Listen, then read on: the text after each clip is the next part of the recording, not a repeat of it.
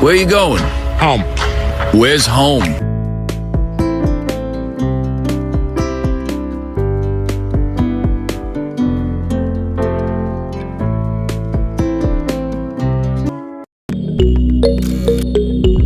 We have so many Africans living in different parts of the world, and many of them are looking to find their way back to the motherland. Many of them are craving to go back to Africa. What I would say to you is do your research. That is really important. I see so many people online doing DNA tests to trace their roots. And if you've done that and you've decided to trace your way back to your roots, the first thing you're going to do is to do your research. I cannot emphasize that enough. I see so many people online doing the DNA test to find their origin, to see where it all started. If you've done that and you've decided to find your way back to your roots, what you're going to do is to find out as much as you can about that particular country. There's this wonderful YouTuber called Wodemaya. He goes around different parts of Africa showcasing those parts, those places, those wonderful things that the mainstream media wouldn't show people. He basically goes around all these countries and tell us more about the country. He shows us the people, their culture, like every good thing that the country has to offer.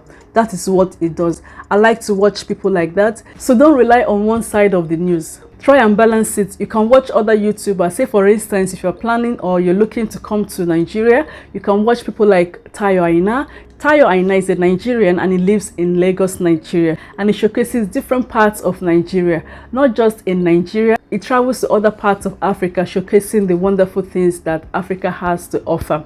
Ivioma Media, like watching her too. She's an American and she's been in the country for some years now. If you watch her video, you can see how much she's loving it. I like to watch her videos because most times she's interviewing people that are returning back to Nigeria. They share their background, how long they've been away, if they were born there, and coming back, the transition, the challenges, and how the expectation meets the reality on ground. So I like to watch her. So I like to watch Ivioma Media because you get information hands-on with real experience, real people's experiences. They share these experiences, and I think it's really important to look at these things in different angles.